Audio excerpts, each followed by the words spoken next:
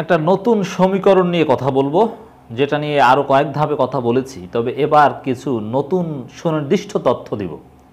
নিঃসন্দেহে এই সমীকরণ বিএনপির জন্য একটা মহা সুযোগ তৈরি করেছে। প্রশ্ন হচ্ছে, বিএনপি কি কাজে লাগাতে পারবে? এই সুযোগ কাজে লাগাতে হলে বিএনপিকে কি করতে হবে, এ বিষয়ে আমাদের পলিসি প্রেসক্রিপশন থাকবে আলোচনার শেষ অংশে। দর্শক, আমরা কথা বলছি 10 মে 24। আপনারা অলরেডি জেনে গিয়েছেন, আমি একাধিকবার আলোচনা করেছি, তিস্তা প্রজেক্ট নিয়ে ভারত চীনের মধ্যে টানাটানি শুরু হয়েছে।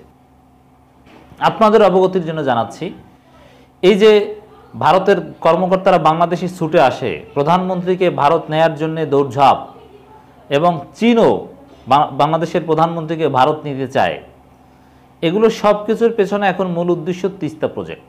ভারত চায় তিস্তা প্রজেক্ট তারা করবে, তারা ফাইন্যান্স করবে, তাদের পরিকল্পনা মাফিক হবে। চীন তো অনেক আগে থেকেই বসে আছে, নির্বাচনের পর তারা তিস্তা প্রজেক্ট শুরু করবে, প্ল্যান পরিকল্পনা এগুলো সব রেডি। কিভাবে করবে, কতটুকু গভীরতা, এবং কোন মৌসুমে কোন জায়গা থেকে কোন চ্যানেল থেকে পানি আনবে, ইত্যাদি ইত্যাদি। তবে মজার বিষয়, আরও বিষয় সামনে আসে। চীন যেভাবে তিস্তা প্রজেক্ট করতে চায়, চীনের যে ডিজাইন, যে বিষয়ে বাংলাদেশ সরকার মোটামুটি একমত হয়েছিল যে না, চীনকেই দিবে কাজটা, এবং চীন যেভাবে করতে চায় সেটা করলে বাংলাদেশের জন্য অনুকূল। কিন্তু ভারত সেই বিষয়ে অলরেডি বাগড়া বাজাচ্ছে, মানে ভারতের স্বার্থের প্রতিকূলে যাচ্ছে চীনের পরিকল্পনা। এই কারণে এতদিন ভারত আনুষ্ঠানিকভাবে তিস্তা প্রজেক্টের বিষয়ে কিছু না বললেও এখন বলা শুরু করেছে যে না, তারা তিস্তা প্রজেক্টে আগ্রহী। এখন তো আরও বেকায়দায় পড়েছে আওয়ামী লীগ সরকার, যে কী করবে, ভারত চীনের মধ্যে এখন সমন্বয়টা করবে কিভাবে। এই বিষয়ে গুরুত্বপূর্ণ একটা কলাম আমাদের কাছে এসেছে, এখানে কিছু এক্সক্লুসিভ তথ্য আছে। তো এখানে বোঝানো হয়েছে যে কিভাবে একটা সমীকরণ তৈরি হচ্ছে ভারত চীনের মধ্যে, স্ট্র্যাটেজিক দ্বন্দ্ব। অনেকে বলছেন যে গরিবের ভাবি, এখন মানে বাংলাদেশকে নিয়ে টানাটানি। তবে এই টানাটানিটা, এটা বিএনপির জন্য একটা মহা সুযোগ। শিরোনাম, তিস্তা নিয়ে ভারত চীন প্রতিযোগিতা।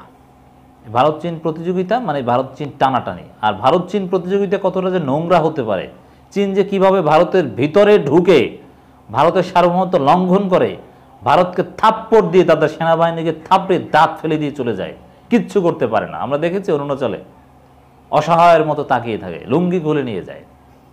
এই হচ্ছে চীন। অতএব এটা যে কত ডার্টি কম্পিটিশন হতে পারে আপনাদের জানা আছে। Bangladesh people should enjoy this competition. অনেক ক্ষেত্রে আপনার এগুলো এনজয় করতে হবে। এখন এই যে প্রতিযোগিতা ভারত চীনের মধ্যে, তো এটা বাংলাদেশ বলবে না, এটা আওয়ামী লীগ নিয়ে।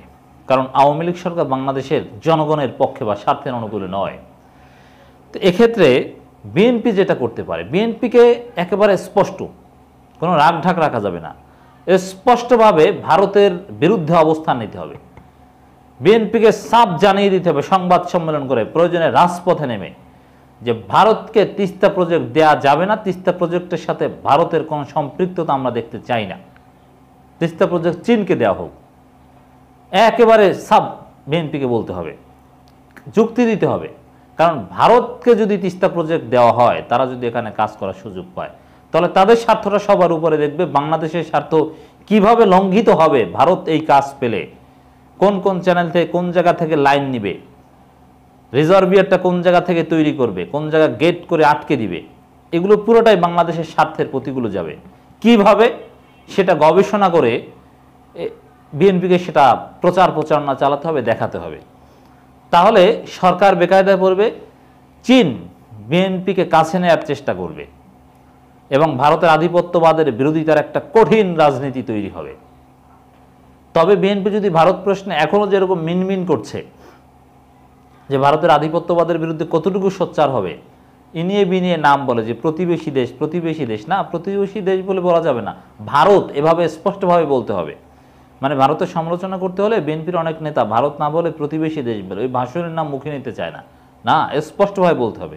তো বিএনপি যদি এই কাজ করতে পারে, তাহলে এই যে ভারত চীনের মধ্যে যে নতুন সমীকরণ, এর মহা সুযোগ বিএনপি কাজে লাগাতে পারে, ফল তাদের ঘরে তুলতে পারবে। কারণ চীন এই বিষয় নিয়ে খুব সিরিয়াস। চীন যদি এই সরকারের কাছ থেকে সমর্থন সরিয়ে নেয়, অর্থনৈতিকভাবে যথেষ্ট বেকায়দায় পড়বে। আর ভারতকে শায়েস্তা করতে চীন যে কিছু করতে পারে। আর ভারতকে সহায়তা করতে বিএনপির যে কিছু করতে রাজি হওয়া উচিত। আন্তঃসীমান্ত তিস্তা নদী ড্রেজিং করে এর উন্নয়ন ঘটানোর পরিকল্পনা নিয়েছে বাংলাদেশ। এই ইস্যুটি এশিয়ার দুই প্রতিদ্বন্দ্বী শক্তি চীন এবং ভারতের মধ্যে প্রতিযোগিতার বিষয় হয়ে উঠেছে। ভারতের হিন্দুস্তান টাইমসে প্রকাশিত এক প্রতিবেদনে একথা লিখেছেন সাংবাদিক রেজাউল এইচ লস্কর। এই প্রতিবেদনটা ইম্পর্টেন্ট। তিনি ওই প্রতিবেদনে আরও লিখেছেন, ঢাকার পরিকল্পিত Teesta river comprehensive management and restoration প্রজেক্টের দিকে কয়েক বছর ধরে দৃষ্টি রয়েছে বেইজিংয়ের। এর আনুমানিক খরচ ধরা হয়েছে $100 কোটি, মানে একটা মেগা প্রজেক্ট, বিশাল একটা প্রজেক্ট, এবং এটা বাংলাদেশের জন্য খুব জরুরি। এ প্রকল্প বাস্তবায়নের জন্য আনুষ্ঠানিক প্রস্তাব জমা দিয়েছে বেইজিং। ভারতও আন্তঃসীমান্ত নদীর গুরুত্ব বিবেচনায় এই কাজ করার আগ্রহ দেখিয়েছে। জানুয়ারিতে বাংলাদেশ আওয়ামী লীগের নেতা শেখ হাসিনা নতুন করে প্রধানমন্ত্রী নির্বাচিত হওয়ার পর ভারত ও চীনের মধ্যে এই প্রতিযোগিতা বৃদ্ধি পেয়েছে। এ বিষয়ে জানেন অথচ নাম প্রকাশে অনিচ্ছুক এমন সূত্র এ তথ্য জানিয়েছে। বিশাল এই প্রকল্পের কাজ কে পাবে অথবা কখন এর কাজ শুরু হবে সে বিষয়ে বাংলাদেশ সরকার এখনও কাউকে ডাকেনি। তবে বাংলাদেশ শুরু করবে ডিলে করতে, কাউকে না দিয়ে যতটা লিঙ্গারিং করা যায়, কিন্তু না, এই কাজ শুরু করার জোর দাবি জানাতে হবে। বাংলাদেশের স্বার্থে এটা জরুরি এবং চীনকে উস্কানি দিতে হবে যাতে তারা দ্রুত এই কাজটা শুরু করার জন্য বাংলাদেশ সরকারকে চাপ প্রয়োগ করে। যেহেতু চীনকে কথা দিয়েছিল আওয়ামী লীগ যে নির্বাচনের পর শুরু করবে, তো নির্বাচন তো হয়ে গেল 4 মাস, এখনও কেন শুরু করে না? এই বিষয়ে উস্কে দিতে হবে। গত 30 এপ্রিল অনন্ত সেন্টারে এক অনুষ্ঠানে তিস্তা প্রকল্প ভারত ও চীনের আগ্রহের বিষয়ে জানতে চাইলে বাংলাদেশ হাইকমিশনার মুস্তাফিজুর রহমান বলেছেন, এখনও নয়াদিল্লি থেকে কোনো আনুষ্ঠানিক প্রস্তাব পায়নি ঢাকা। বিস্তারিত না জানিয়ে তিনি বলেন, চীনের প্রস্তাব সম্পর্কে আমি অবহিত।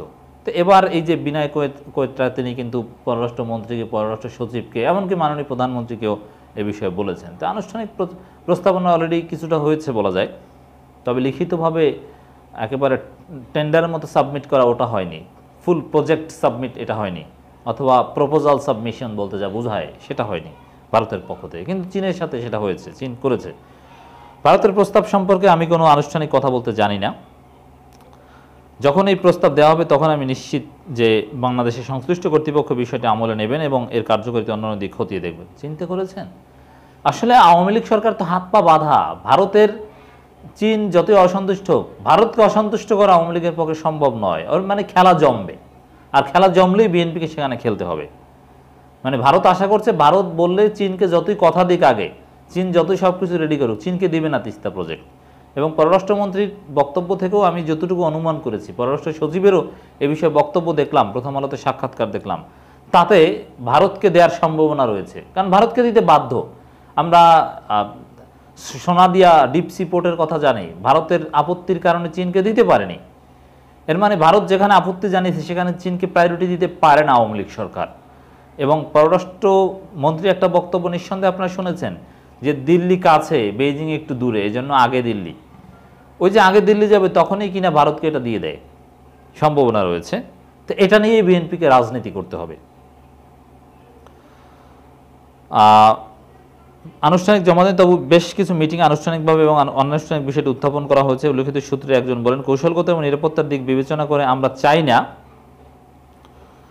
যে প্রকল্পটি সুনির্দিষ্টভাবে চীনকে দেওয়া হবে। ভারত চায় না চীনকে এমন বড় যেসব প্রকল্প দেওয়া হয়েছে তার বাস্তবায়ন করেছে রাষ্ট্র পরিচালিত প্রতিষ্ঠান। চীনের পক্ষ থেকে সম্ভব পানি প্রবাহের যে ডেটা এবং গুরুত্বপূর্ণ তথ্য দেওয়া হয়েছে তা নিয়ে উদ্বেগ রয়েছে ভারতের। এটাই হচ্ছে খেলা। এর মানে চীন যেভাবে করতে চায় সেটা নিয়ে উদ্বেগ রয়েছে ভারতের, তবে সেটা বাংলাদেশের স্বার্থের অনুকূলে। এখন ভারতের উদ্বেগ থাকলে সেটা আওয়ামী লীগ সরকার ক্ষমতায় থাকতে ভারত জীবনে করতে দেবে, দিবে না। এর মানে খেলা জমতে যাচ্ছে। বাংলাদেশের প্রস্তাবিত তিস্তা প্রকল্প চীনা কর্মকর্তাদের শিলিগুড়ি করিডোর কাছে উপস্থিতি নিশ্চিত করবে। শিলিগুড়ি করিডোর, ওখান থেকে যাওয়া ছাড়া কোনো বিকল্প নাই, ওখান থেকেই যেতে হবে। শিলিগুড়ি করিডোর এটা কিন্তু এই চিকেন নেক হিসেবে ভারতের কাছে খুবই গুরুত্বপূর্ণ ইন কম্পেয়ার চীন। চিকেন নেক হিসেবে পরিচিত, এটা হলো একটি সংকীর্ণ উপত্যকা যা ভারতের বাকি অংশের সঙ্গে উত্তর পূর্বাঞ্চলকে যুক্ত করেছে। এ নিয়ে ভারতের উদ্বেগের বিষয়ে বাংলাদেশকে জানিয়ে দেওয়া হয়েছে। ভারতের জাতীয় স্বার্থের সামান্য লঙ্ঘন, এটা আওয়ামী লীগ ক্ষমতায় থাকতে অসম্ভব। তিস্তা প্রকল্প নিয়ে বাংলাদেশ চীনে কূটনীতিকদের চাপ দেওয়ার দিকেও ভারতের সতর্ক দৃষ্টি রয়েছে। গত ডিসেম্বর বাংলাদেশে চীনা দূত ইয়াং ওয়েন একটি ঘোষণা দিয়ে বিতর্ক সৃষ্টি করেছেন। তিনি বলেন, তিস্তা অববাহিকা উন্নয়নের জন্য বেশ কিছু প্রস্তাব পেয়েছে বেইজিং। 2022 সালের অক্টোবরে তার পূর্বসূরি লাই জিমিং লালমনিরহাট জেলার তিস্তা ব্যারেজ পরিদর্শন করেন এবং বলেন, চীনা ইঞ্জিনিয়াররা এই নদী ড্রেজিং করার সম্ভাব্যতা যাচাই করেছেন এবং প্রকল্প সম্পন্ন করার সময়সীমা নির্ধারণ নিয়ে গবেষণা করেছেন। ইয়ং এ মন্তব্যের জবাবে বাংলাদেশের পররাষ্ট্র মন্ত্রণালয়ের মুখপাত্র বলেছেন যে তিস্তা প্রকল্প নিয়ে সিদ্ধান্ত নেওয়ার আগে ঢাকা ভূরাজনৈতিক ইস্যুগুলো বিবেচনায় নেবে। গত বছর নয়াদিল্লি সফরের সময় প্রধানমন্ত্রী শেখ হাসিনা সাংবাদিকদের বলেছেন, তিস্তা বাংলাদেশের অংশে যে কোনো কাজ করতে ভারতের সঙ্গে পরামর্শের প্রয়োজন নেই বাংলাদেশের। এর মানে বাংলাদেশ জানে যে আসলে বাংলাদেশের স্বার্থের অনুকূল হচ্ছে চীন যেভাবে করতে চায় এবং চীনকেই দেওয়া উচিত। মাননীয় প্রধানমন্ত্রী চীনকে দিতে আগ্রহী, কিন্তু কিছু করার নেই। ক্ষমতায় রেখেছে ভারত যুক্তরাষ্ট্রকে থামিয়ে দিয়েছে। অতএব ভারতকে না দিয়ে চীনকে দিবে, তাহলে কি করবে ভারত? চিন্তা করেন তো।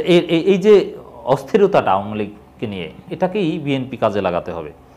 উল্লেখ্য, দুই দেশের মধ্যে আন্তঃসীমান্ত যে 54টি নদী আছে তার মধ্যে তিস্তা অন্যতম। এটি একটি মাত্র নদী যেখানে দুই পক্ষ এখনও একমাত্র নদী এখনও পানি বন্টন নিয়ে কোনো চুক্তিতে আসতে পারেনি। 2011 সালে নদীর পানি বন্টন নিয়ে একটি চুক্তি করার কথা ছিল বাংলাদেশ ও ভারতের, কিন্তু পশ্চিমবঙ্গের মুখ্যমন্ত্রী মমতা বন্দ্যোপাধ্যায়ের বিরোধিতায় এটা ভুয়া কথা। মমতা বন্দ্যোপাধ্যায় কিচ্ছু করার নেই যদি ভারত চাইতো।